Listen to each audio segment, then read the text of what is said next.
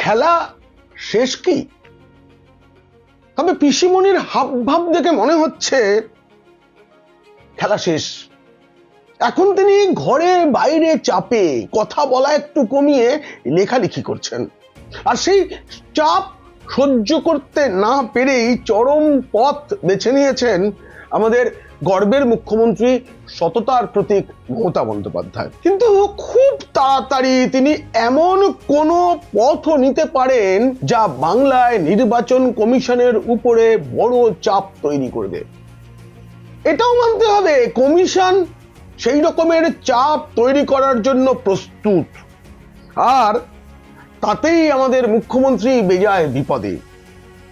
আর তার যাবতীয় গোপন কম্মটি জেনে ফেলেন আমাদের বিরোধী দলনেতা শুভেন্দু অধিকারী।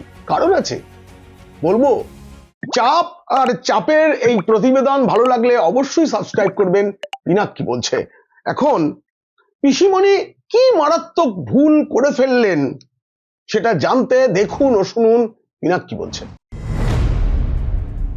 প্রথমে তিনি বলেছিলেন এসআইআর হতে দেব না, কিন্তু হতে যখন শুরু করলো তখন তিনি নানা আত্মহত্যার ঘটনা টেনে এনে কোথাও ভাইপো বাবুকে পাঠাচ্ছেন, কোথাও অন্য মন্ত্রীদের পাঠাচ্ছেন, এসব শুরু করলেন। নিজে বললেন আমি ফর্ম নেব না, তবে নিলেন, নিতে হলো তাকে। কমিশন তো কোনো কিছুতেই পাত্তা দিচ্ছিল না।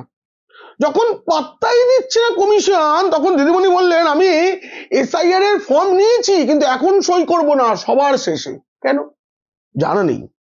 তারপরে যখন জানা গেল কমিশন বলে দিয়েছে মুখ্যমন্ত্রীর ফর্ম পূরণের প্রয়োজনই নেই, তিনি সই না করলেও হবে, তার পরিবারের সকলে কিন্তু সই করে জমাটমাও দিয়ে দিয়েছেন, তখন মুখ্যমন্ত্রী নতুন পথ নিলেন যে বিএলওরা চাপ সহ্য করতে পারছে না, তাদের মৃত্যু হচ্ছে, শরীর খারাপ হয়ে যাচ্ছে।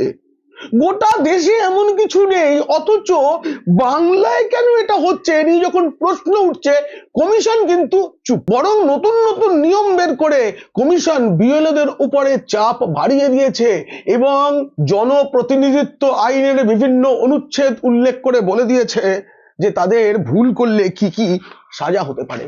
এরপর বিএলওরা স্পষ্ট করে বুঝিয়ে দেন তারা আর শাসক দল তৃণমূলের দলদাস হতে চান না, তারা তাদের ক্যারিয়ারকে অনেক বেশি ভালোবাসেন, চাকরিকে। এরপরে দলের কর্মীরা যারা বুথে বুথে গিয়ে নানা রকম কারসাজি করবেন বলে ঠিক করেছিলেন, এরকম নির্দেশ ছিল উপর থেকে, তারাও জনপ্রতিনিধিত্ব আইনের বিভিন্ন অনুচ্ছেদের কথা জানার পর সেসব বন্ধ করে দিয়েছেন। আমাদের গর্বের মুখ্যমন্ত্রী এটা বলতে শুরু করেছিলেন এ রাজ্যের বৈধ মুসলমান নাগরিকদের নাকি ডিটেনশন ক্যাম্পে পাঠানো হবে, বাংলাদেশে পাঠিয়ে দেওয়া হবে। কিন্তু তারপর দেখা গেল বাংলার মুসলমান সমাজের গোটাটাই এসআইআর এ হাসি মুখে অংশগ্রহণ করেছেন, তারা মুখ্যমন্ত্রীর মিথ্যার বিরুদ্ধে সরব হচ্ছেন। এসব দেখে দিদিমণি বুঝেছেন আর কোনো কিছুতে কাজ হবে না, এবার চরম অস্ত্র দিতে হবে। চরম অস্ত্র কি? মুখ্যমন্ত্রী হিসাবে তিনি বাংলায় এসআইআর বন্ধ করার দাবি জানালেন, তৃণমূল নেত্রী হিসেবে নয়। তিনি একটা চিঠি পাঠিয়েছেন, সোজা কমিশনকে একটা চিঠি পাঠিয়েছেন, তাতে লিখেছেন স্থগিত করা হোক বাংলায়। এটা বড় ভুল, মারাত্মক ভুল। কেন বলবো? মুখ্য নির্বাচন কমিশনার জ্ঞানেশ কুমারকে চিঠি লিখে আমাদের গর্বের মুখ্যমন্ত্রী সততার প্রতীক মমতা বন্দ্যোপাধ্যায় বলেছেন এসআইআর প্রক্রিয়া বাংলায় স্থগিত করা হোক। শুধু তিনি কেন, দেশে আর তো কেউ চাইছে না। আচ্ছা, মমতা বন্দ্যোপাধ্যায় তার ইন্ডি জোটের বন্ধুদের বলতে পারতেন চলো সবাই মিলে বলি। তিনি বুঝে গেছেন কেউ পাশে থাকবে না। সুপ্রিম কোর্টও তার আর্জিতে বিশেষ কান দেয়নি, প্রশ্ন তুলেছে ভয় পাচ্ছেন কেন? ভয়টা তো আর বলা যায় না জনসমক্ষে। তখন রাজ্যের আইনজীবী বলেছেন যে এই রাজ্যের পরিকাঠামো খুব খারাপ, রাস্তাঘাট ভালো না, ইন্টারনেট নেই, তাই কাজ করা যাবে না। এটা তো দিদিমণির কাছে একটা প্রেস্টিজের ব্যাপার। ক্ষমতায় আসার কয়েক মাসের মধ্যেই তিনি 100% কাজ করে ফেলেছিলেন। এরপর বলা যায় এ রাজ্যে রাস্তাঘাট নেই, এটা অবশ্য সুপ্রিম কোর্টে বলেছেন। যাই হোক, সুপ্রিম কোর্টও তার কথা শোনেনি। তাই চিঠিতে তিনি একটা বড় ভুল করে এসআইআর কে পরিকল্পনাহীন, বিপজ্জনক, বিশৃঙ্খল, হঠকারী সিদ্ধান্ত বলেছেন, নিজেই পরিষ্কার করে দিয়েছেন তিনি ভয় পাচ্ছেন। আর কেউ যদি ভয় পায় তাকে ভয় দেখানো হয় আরো, তার উপর চাপ আরো বাড়ে, এটা তিনি ভুলে গিয়েছিলেন। কেন পাচ্ছেন ভয় সেটা বলবো, তার সঙ্গে সবচেয়ে বড় মারাত্মক যে ভুলটা তিনি করেছেন সেটাও বলবো। তবে তার আগে একটা কথা, আপনাদের জন্য আমি যে প্রতিবেদন বানাই তাতে অনেক সময় এবং পরিশ্রম দিতে হয়। যদি আপনারা ভালোবেসে আমাকে সুপার থ্যাঙ্কসের মাধ্যমে টাকা পাঠান তাহলে আরো ভালো ভালো ভিডিও বানানোর উৎসাহ পাবো আমি। দেখবেন ভিডিওর নিচে যেখানে সাবস্ক্রাইবার বাটন থাকে তার পাশেই থ্যাঙ্কস বাটন আছে। এই থ্যাঙ্কস বাটনে ক্লিক করে আমাকে ভালোবেসে যার যেমন সামর্থ্য তেমন টাকার সুপার থ্যাঙ্কস পাঠাতে পারেন। এবারে বলি সেই সবচেয়ে বড় মারাত্মক ভুলটার কথা। মুখ্যমন্ত্রীর কথায় চিঠিতে তিনি যা লিখেছেন জ্ঞানেশ কুমারকে, বর্তমানে পশ্চিমবঙ্গে ধান চাষের সময় কৃষিক্ষেত্রের এই ব্যস্ততার সময় এসআইআর প্রক্রিয়া চালানো অযৌক্তিক। এটা দেখার পরেই আমি ছোটদের ভূগোল বই খুলে বসি। তাতে যা দেখলাম, যা পড়েছিলাম সেটাই দেখলাম যে আমি ঠিকই পড়েছিলাম, ঠিকই মনে আছে। প্রকৃতি ও ভগবানের আশীর্বাদে বাংলায় সারা বছরই চাষ হয়। বাংলায় তিনটে চাষের মরশুম, খরিফ, রবি এবং বোরো। খরিফ মানে আমন ধানের চাষ জুন থেকে অক্টোবর মাসে হয়। রবি মানে আউশ ধানের চাষ নভেম্বর থেকে মার্চ মাসে। আর এপ্রিল থেকে জুন বোরো ধানের সময়। বাংলায় খুব ইম্পর্টেন্ট। 12 মাস তো হয়ে গেল। তাহলে ভোট কবে হবে দিদিমণি? কমিশন কি সেটা বন্ধ করে দেবে বাংলায়? কারণ সেটা কিন্তু চাষের সময়, বোরো ধানের চাষ হয় ওই সময় বাংলায়। সরকার পড়ে যাবে তো। আবার বর্ষা, তারপরে সেটা হচ্ছে মানে খরিফ, ওটা হচ্ছে বাংলার আসল চাষ। পিসিমণির কথা যদি মেনে নিতে হয় নির্বাচন কমিশনকে, তাহলে কি যে হবে বাংলার।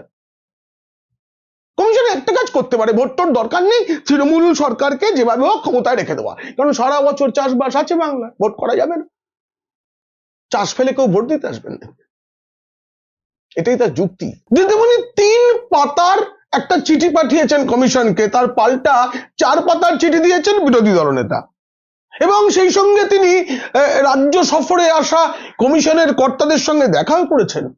চিঠি আর কথায়, সরাসরি কথায় মারাত্মক সব অভিযোগ তুলেছেন।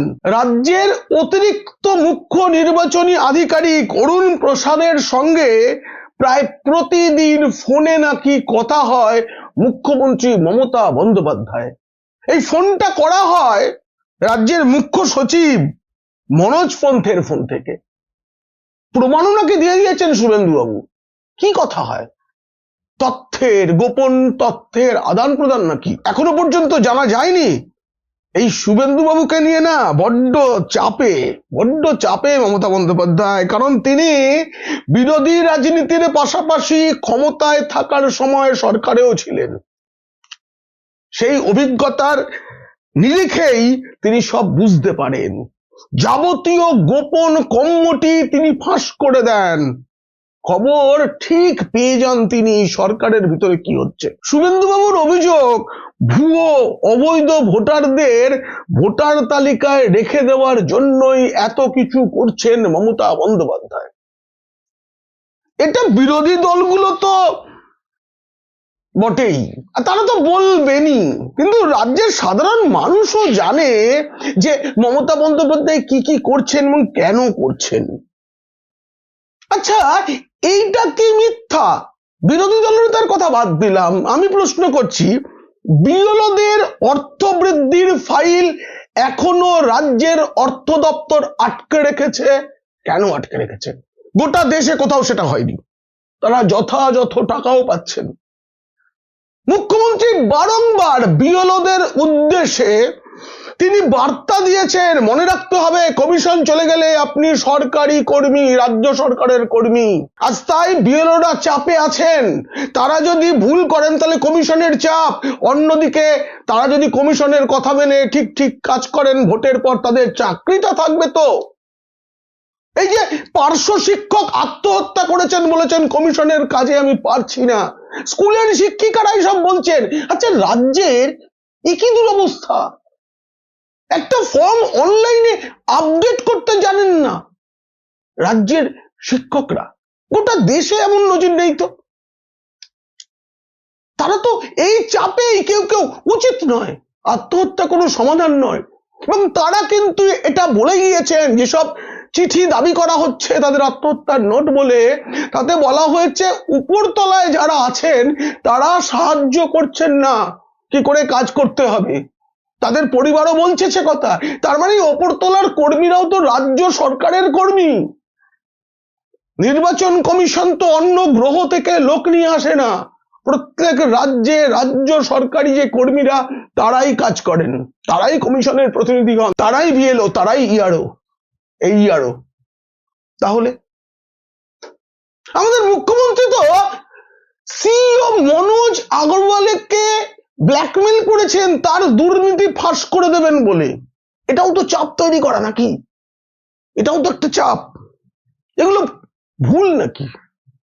সবাই তো শুনেছে সব কথা, প্রকাশ্যে বলেছেন আমাদের মুখ্যমন্ত্রী।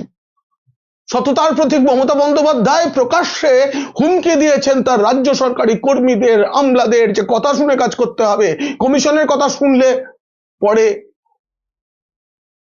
তার কমিশনও মমতাকে চেনে, তার দলকে চেনে, পিসি ভাইপো কোম্পানির কায়দা কানুন বুঝে গিয়েছে। 2021 এবং 2024 সালে প্রায় সব জেলাতেই বহু বুথে সারাক্ষণ সিসিটিভি ক্যামেরা কাজ করেনি। গণনাতেও নানা রকমের অভিযোগ রয়েছে। ডায়মন্ড হারবারে রেকর্ড ভোটে ভাইপো বাবু সহ আরো অনেক জায়গায় অনেকের বিরুদ্ধে মামলা চলছে কলকাতা হাইকোর্টে। এগুলো তো ভুল নয়, তবে কমিশন কিন্তু এবার খুব সতর্ক, খুব সতর্ক। মমতা বন্দ্যোপাধ্যায় যত রকমের চাপ তৈরি করার চেষ্টা করেছেন, পাত্তা দেওয়া হয়নি, চিঠি পাঠিয়েছেন, চিঠির কোনো জবাব আসেনি। এবার তিনি আত্মহত্যা ইত্যাদি নেই বলছি না, বড় তার তুনে এখনো তীর আছে, সেগুলো তিনি প্রয়োগ করবেন, করেই যাবেন। এদিকে কমিশন এবার ঠিক করে নিয়েছে ভোটারদের সুবিধার জন্য ইভিএম এ ব্যালট পেপারে পরিবর্তন আসছে।